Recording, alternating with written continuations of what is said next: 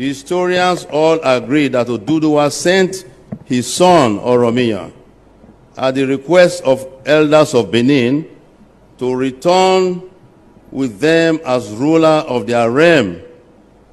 Oromiyan's stay in Benin may have been short, but before he left, a child was born to him who was later crowned Oba, and is known today as Eweka the First. Oromiyan's time in Benin, however short-lived, he was an Oba, and so he was the first Oba after the Ogiso dynasty came to an end. He established Obaship in Benin.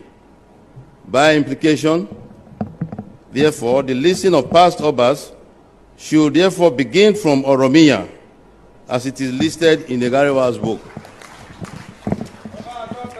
Short history of Benin, actually making my revered father 39th Oba that reigned in Benin, if the listing is counted from and should be counted from Oromiyan. I therefore stand before you today as the 40th Oba of Benin.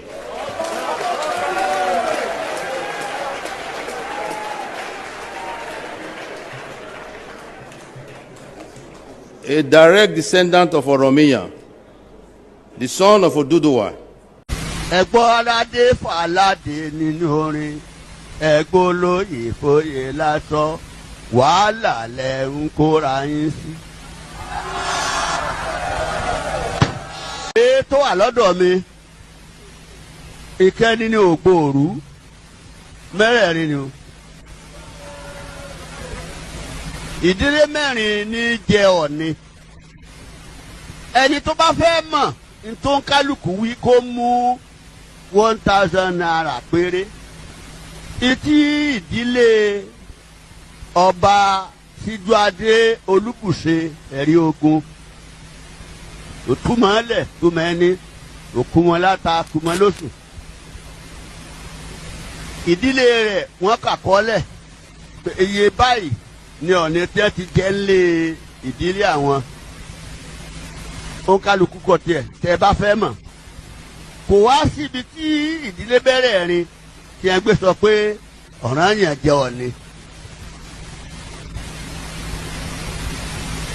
Mo wó kà nílẹ̀ Yorùbá tí wọ́n ń pè ní calculus tẹ́ ẹ bá máa kà nítorí pé ọmọ Olúlọ́yọ̀ọ́ gbogbo gbọ́dọ̀ Yorùbá mọ́nàmọ́ná ní wá ń sọ Gẹ̀ẹ́sì báwọn ó ń sọ jù wọ́n lọ. Age of nígbà tó ti di ọmọ mọ́kànlélógún ọdún mọ́kànlélógún ló ti gba gold medal. Òun ni èèyàn dúdú kìíní tó kọ́kọ́ bọ Queen Victoria lọ́wọ́ ní London. Ó gba oyè lórí engineering, ó gba oyè lórí ìṣirò tí wọ́n ń pè mathematics nítorí pé ó gbọ́ Yorùbá ó sì lè ka owó wa àti òǹkà wa lédè Yorùbá. Àwa Yorùbá ńlá kọ́kọ́ di lọ́ọ̀yà nílẹ̀ ìwò Nàìjíríà yìí, Òrìṣàṣà Pàdádà Williams tọ́jọ́ mẹ́ẹ̀gbá. Àwa la kọ́kọ́ ó ń rúlu district kan nínú district ogún tí a dálẹ̀. Aláàfin wa jẹ́ bàbá fún gbogbo 20 district. Ó wá wà láti 1914 to 1959. 1938 wọ́n wá fún ọba sálárì. Aláàfin gba £4,200 per annum. Ẹni tó tẹ̀lé Ọjàláké £2,500. Olúbàdàn £2,500. Àwùjalẹ̀ £1,700. Ọba Òfìní 1,650. Ọọ̀ni of Ifẹ̀ 1,400.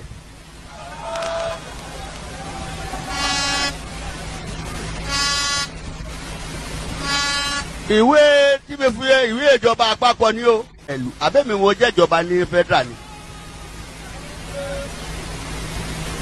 èyí táwa ń ṣe lọ́yọ̀ọ́ o akọni wa yẹn ṣe nǹkan mèremère fún wa a fẹ́ gbàgbé wọn gbogbo tí wọ́n ti ṣe ẹ rí àpẹẹrẹ rẹ̀ lẹ́nìí láti ọ̀sẹ̀ kan tá a ti ń ṣe ìṣenilọ́jọ̀ ìpọ́nilé ìwà ọmọlúàbí ìwọṣọ wa èdè wa kó má bàa mẹ́hẹ ní gbogbo tá à ń ṣe yìí tí ẹ bá ní kó máa rọ alẹ́ tí ẹ bá gbọ́ Yorùbá dáadáa tó dán mọ́ránmọ́rán ìjìnlẹ̀ èdè àṣàyàn ọ̀rọ̀ tí ó bá mọ Yorùbá sọ tó sì mọ̀wé fi gbé lẹ́sẹ̀ tó bá pédè míì yóò sọ èdè tó gbọ́ yẹn dáadáa bí àwọn elédè ṣùgbọ́n tí Yorùbá gbédè rẹ̀ dáadáa tó bá ń ṣèdè Yorùbá tó má múlùmálà mo gẹ̀ẹ́tì ìsí mo fẹ́ ìwé tí mo mú wá rà.